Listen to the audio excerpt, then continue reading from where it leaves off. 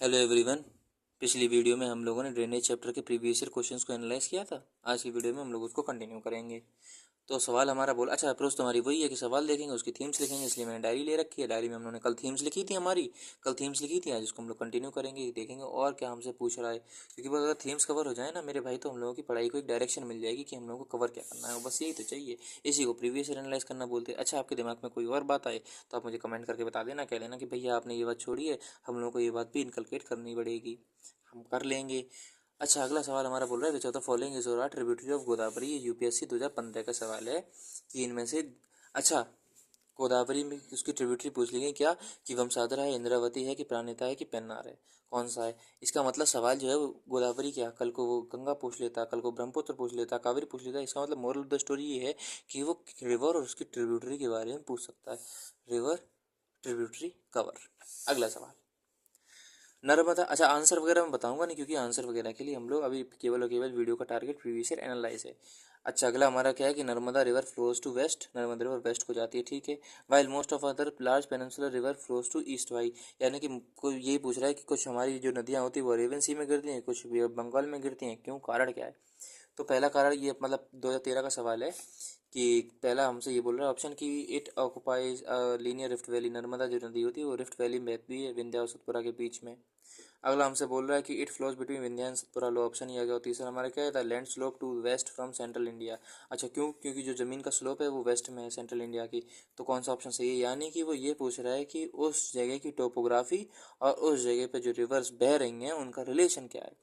For example, हम लोगों ने ये देखा था कि प्लेट्यूज हमारे पहले एक ही थे, लेकिन बाद में एक गैप बन गया था, जिस गैप को हम लोग क्या बोल रहे थे, गारो राजमहल गैप या फिर माल्डा गैप। अब माल्डा गैप क्या था, एक गैप था जो कैसे बना था नहीं मतलब है हमें, बस ये हमें पता है कि वो गैप, अच्छा बता दे रहा है ऐसे बना था, उसको हम लोग बोलते थे टेक्टोनिक डाउन वार्पिंग। अब टेक्टोनिक डाउन वार्पिंग मतलब क्या होता है, ज़मीन वहाँ पे धंस गई थी, फिर उस गैप को भरा किसने, तो उस गैप को भरा था हमारे गंगा और ब्रह्मपुत्र की रिवर्स के सेडिमेंट्स ने, Ganga river basin, Brahmaputra river basin ने। यानी कि इन्होंने गैप को और उसको कनेक्ट कर दिया। वैसे ही क्या कर रहे हो, उस ज़मीन की टोपोग्राफी को, टोपोग्राफी मतलब क्या, उस ज़मीन के बारे में स्लोप है कि नहीं, यानी कि टोपोग्राफी और रिवर दोनों को इन्होंने कनेक्ट कर दिया, यानी कि रिवर एंड टोपोग्राफी दोनों को इन्होंने मिक्स कर दिया। तो हम लोग एक और एस्पेक्ट देखेंगे क्या, ड्रेनेज में रिवर प्लस उस जगह की टोपोग्राफी कैसी है। टोपोग्राफी यानी कि उस जगह का फिजिकल फीचर कैसा है, उस जगह का फिजिकल फीचर में कोई रिलेशन है कि नहीं है। फॉर एग्जांपल, जब हम लोग ड्रेनेज पैटर्न देखते हैं तो एक हमारा पैटर्न होता है जिसको हम लोग क्या बोलते हैं, रेडियल ड्रेनेज पैटर्न, जो कि फॉर एग्जांपल कोयल रिवर हो गई या फिर इसको स्वर्ण रेखा कहते हैं। वो रिवर जो होगी वो ड्रेनेज पैटर्न फॉलो करते हैं। अब ड्रेन जो रेडिकल ड्रेनेज पैटर्न होता है वो कैसा होता है, जैसे वोल्केनो होता है ना, ऐसा कौन शेप में, ऐसा वोल्केनो कौन शेप में होता है, और ऊपर से नीचे तक ऐसे वोल्केनो गिरता है चारों डायरेक्शन। वैसे ही नदियाँ होती हैं, ऊपर माउंटेन होता है और नीचे नदियाँ जो होती है चारों दिशा में ऐसे फैलती है। इसको ड्रेनेज पैटर्न को हम लोग बोलते हैं, यानी कि टोपोग्राफी और रिवर दोनों कनेक्ट कर दिए। फॉर एग्जाम्पल, ड्रेनेज पैटर्न हो गया या फिर डेंड्राइटिक पैटर्न हो गया हमारा, रेक्टेंगुलर पैटर्न हो गया हमारा, एनुलर पैटर्न हो गया हमारा, ये सारे ड्रेनेज पैटर्न है, इसको मैं कवर कर दूंगा वीडियो में। अगला हमारा बोल रहा है कि नेशनल पार्क और रिवर को उन्होंने कनेक्ट कर दिया। अब ये यूपीएससी 2013 का सवाल है सिविल सर्विसेज का, कि कॉर्बेट नेशनल पार्क गंगा में है, काजीरंगा नेशनल पार्क मानस नदी किनारे है, साइलेंट वैली जो है वो हमारा कावेरी में। कौन सा सही कौन सा गलत, पहचान कौन।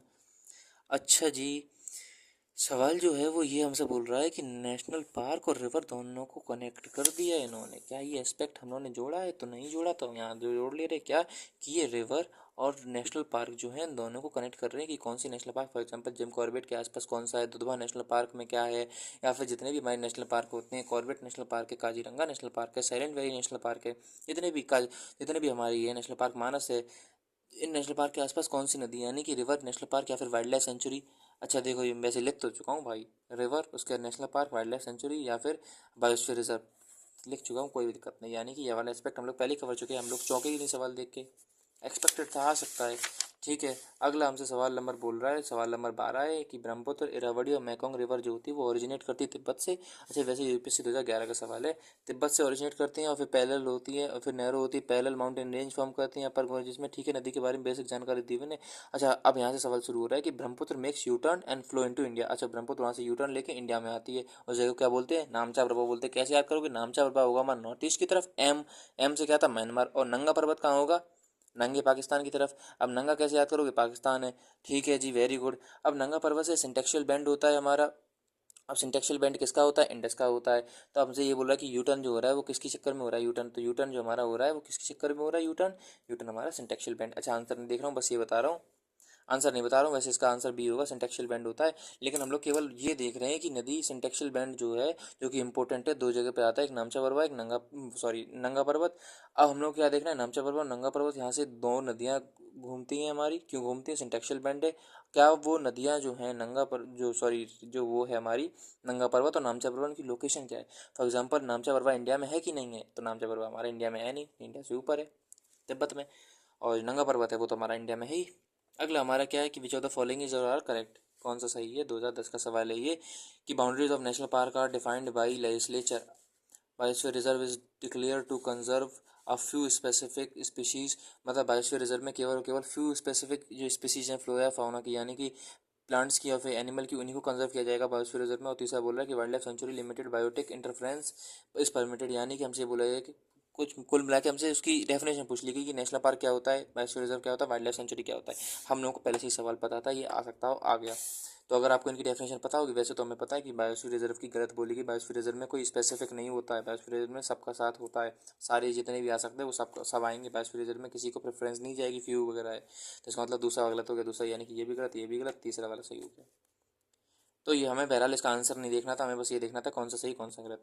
अगला हमसे बोला जा रहा है with reference to the Luni which of the following is correct. UPSC 2010 का सवाल है कि लूनी के हिसाब से कौन सी बात सही है, लूनी रिवर के हिसाब से, कि it flows into gulf of Khambhat, यानी कि गल्फ ऑफ खंबात में इसका माउथ है, गल्फ ऑफ खंबात में गिरती है, या फिर गल्फ ऑफ कच्छ में गिरती है, या फिर ये जो नदी है लूनी नदी ये पाकिस्तान में जाती है और फिर इंदस रिवर में मर्ज हो जाती है, जैसे कि हम लोग की और जो रिवर्स थी जो इंडस रिवर सिस्टम में।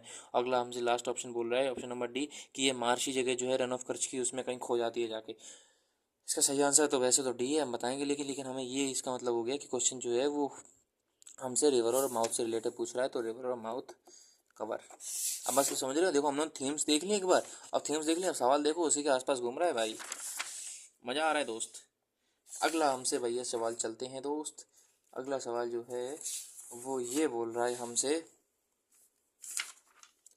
ये बोल रहा है कि river passes through Himachal Pradesh. अभी हम लोग पहले देख चुके हैं रिवर, और वो कहाँ से जा रही है कहाँ नहीं जा रही है, उसकी ट्रिब्यूटरी और फिर स्टेट, रिवर रिजर्वायर या फिर स्टेट, और रिवर में भी हमारा कवर हो गया, रिवर उसकी स्टेट बता दो। कोई हम लोग नहीं चौंके, तो ज़्यादा इसका सवाल एक्सपेक्ट कर चुके थे इसको, कि ब्यास और चिनाब केवल हिमाचल में रहती हैं, ब्यास या रावी रहती हैं, फिर चिनाब। अच्छा अब देखो यार, पहली बात, अब हम लोग जब ये ब्यास है इसको यहीं पे ख़त्म नहीं कर देंगे, ब्यास के बारे में सारी जानकारी लेंगे कि ब्यास नदी जो है वो कहाँ से निकलती है, कहाँ से नहीं निकलती है, ब्यास नदी का ओरिजिन क्या है, ब्यास नदी का माउथ क्या है, ब्यास नदी के आसपास कोई डैम है कि नहीं है, ब्यास नदी में क्या है क्या नहीं है, कहाँ पे गंगा में मिलेगी नहीं मिलेगी, किसकी ट्रिब्यूटरी है, चिनाब जैसी किसकी ट्रिब्यूटरी है, इंदस की है कि नहीं है, चिनाब नदी दो नदियों से मिलकर बनी है, चंद्र या भागा। और फिर चिनाब नदी के ऊपर कौन कौन से डैम है, तो आपको पता होना चाहिए, सलाल है, बगलियाल है, दुलस्ती है, ट्रिम्बू बराज वगैरह है, वैसे ही रावी सिंह। तो जब हम लोग ये करेंगे ना मेरे भाई सवाल, मैं आपको सारी चीज़ें इस बार लिख के बताऊंगा, क्योंकि धीरे धीरे मैं भी अपडेट हो रहा हूँ, धीरे धीरे मुझे भी कई सारी बातें पता चल रही हैं कि कैसे और करना चाहिए। अच्छा, तो ये बहरहाल ये है कि हिमाचल प्रदेश जो है उसमें कौन सी नदी जा रही कौन सी नहीं जा रही। वैसे इसका ऑप्शन जो है वो डी सही होगा, क्योंकि हिमाचल में ब्यास, चिनाब, रावी, सतलज, यमुना सारी चीज़ें बहती हैं। ये 2010 का सवाल है। अच्छा अगला सवाल हमारा बोल रहा है कि डैम और रिवर, ठीक है आता है, रिजर्वायर, स्टेट और रिवर कवर है हमारा एस्पेक्ट।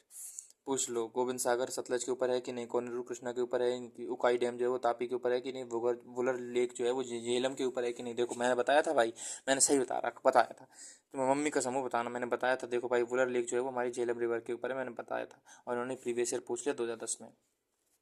अगला क्या है कि at which of the following passes to the two rivers of India originate, यानी कि एक ऐसा प्लेस है जिसमें दो नदियां जो है वो ओरिजिन होती हैं, एक अरेबियन सी में गिर जाती है कि दूसरी बे ऑफ बंगाल में। तो अमरकंटक है, बद्रीनाथ है, महाबलेश्वर है, नासिक है। तीन चार बातें हैं, पहली बात तो ये इसका आंसर अमरकंटक होगा। अच्छा आंसर से नहीं देखेंगे हम लोग, ये देखेंगे कि इसका मतलब ये प्लेस ऑफ ऑरिजिन कहाँ लिखा है मैंने, ये रहा ऑरिजिन, उसका सोर्स, ऑरिजिन से रिलेटेड सवाल पूछ रहे पहली चीज़। दूसरी चीज़ क्या, किस रिवर कहाँ गिर रही है, यानी कि ईस्ट विंग रिवर कौन सी, वेस्ट विंग रिवर कौन सी है। फॉर एग्जांपल आपसे बोल देगा सुवर्ण रेखा हो गया, या फिर पेरियार रिवर है, या फिर माही रिवर है, या फिर लूनी रिवर है, या फिर दामोदर रिवर। अब मैंने सारी मिक्स कर दी, वेस्टर्न रिवर और ईस्टर्न फ्लो रिवर में। वो सवाल पूछ लेगा आपसे कि इनमें से बताओ वेस्टर्न रिवर कौन सी, ईस्टर्न रिवर कौन सी है, मैचिंग पूछ लेगा आपसे, यानी कि वेस्टर्न फ्लो जो वेस्ट बे ऑफ बंगाल में गिर रही है या फिर अरेबियन सी में गिर रही है, वो आपको पता होना चाहिए कौन सी नदी कौन सी नहीं है। ठीक है। अच्छा, बद्रीनाथ से कौन सी रिवर निकलती है? तो बद्रीनाथ में वैसे दो इसमें एस्पेक्ट होते हैं। एक, कुछ लोग बोलते हैं कि बद्रीनाथ से विष्णु गंगा निकलती है, कुछ लोग बोलते हैं कि बद्रीनाथ से जो है हमारी वो अलकनंदा निकलती है। वैसे विष्णु गंगा में एक और नदी मिलती है जाके, विष्णु गंगा में जो नदी मिलती है उसे हम लोग बोलते हैं मेरे भाई, विष्णु गंगा में धौली गंगा मिलती है, जहाँ पे मिलेगी उसको हम लोग बोलते हैं विष्णु प्रयाग। फिर विष्णु प्रयाग से आगे एक नदी जाएगी, जो नदी बनेगी विष्णु प्रयाग में, उसको हम लोग क्या बोलेंगे? अलकनंदा। फिर अलकनंदा आगे निकलेगी, उसमें नंदाकिनी नदी मिलती है जाके, उसे नंद प्रयाग बोलते हैं। फिर नंदाकिनी नदी से अलकनंदा आगे निकलेगी, उसमें मंदाकिनी मिलेगी। मंदाकिनी कहाँ से निकलेगी? तो केदारनाथ से निकलेगी। तो बहरहाल जब हम लोग चारों धामों को देखेंगे जो उत्तराखंड में हमारे, यमुनोत्री, गंगोत्री, बद्रीनाथ और फिर केदारनाथ, उनमें से कौन सी नदी निकल रही है, किससे क्या मिल रही है, वो सारी चीज़ें आपको कवर करूँगा, टेंशन की बात नहीं है। अभी केवल हम लोग एक्सपेक्ट को देख रहे हैं। अच्छा, महाबलेश्वर से कौन सी नदी निकलती है? तो हम लोग सबको पता है कृष्णा रिवर निकलती है। कैसे याद करोगे? तो इसमें महाबल की बात हो रही है, सबसे ज़्यादा कृष्ण में बल है, तो सबसे ज़्यादा कृष्ण भगवान में बल है, केवल याद करने का तरीका है। तो महाबलेश्वर से कौन सी रिवर निकली? कृष्णा रिवर। ऐसे मैंने याद की थी, मुझे अभी तक याद है। अमरकंटक से कौन सी रिवर निकलती है? एक मैं बता दे रहा हूँ, दूसरा आप बता देना। अमरकंटक से एक मैं बता दे रहा हूँ, सोन रिवर निकलती है। दूसरी कौन सी निकलती है आप बताना। और नासिक से सिमिलरली कौन सी रिवर निकलती है? तो नासिक में हमें ये भी पता है कि कुंभ होता है, और नासिक में हमारी गोदावरी रिवर निकलती है, जिसको क्या बोलते हैं आप लोग मुझे बताना। गोदावरी को दक्षिण गंगा बोलते हैं या फिर क्या बोलते हैं, मुझे बताना, ठीक है दोस्त, कमेंट में। अगला हमारा क्या है? सवाल नंबर 18, 2009 का सवाल है ये। मैं सारे एस्पेक्ट इसलिए बता रहा हूँ जिससे कि आप लोगों को पता हो कि हमारे से एस्पेक्ट जितने भी सवाल अगर आए ड्रेनेज से, तो हम लोग चौंके ना कि हमसे क्या पूछ लिया। हम लोग को सारे दिमाग में बात हो कि ठीक है यार, क्या ही पूछ लोगे, हमने सारे आपके प्रीवियस एनालाइज को देख लिया है, और जितने आप एक्सपेक्टेड थीम थी हम लोगों ने कॉपी पे लिख लिया, और बस मौजी मौजे। अगला हमसे बोल रहा है कि which of the following is correct. 2009 का सवाल है कि there is no east flowing river in Kerala. Kerala में कोई ईस्ट फ्लोइंग रिवर नहीं है। अगला है कि there is no west flowing river in MP.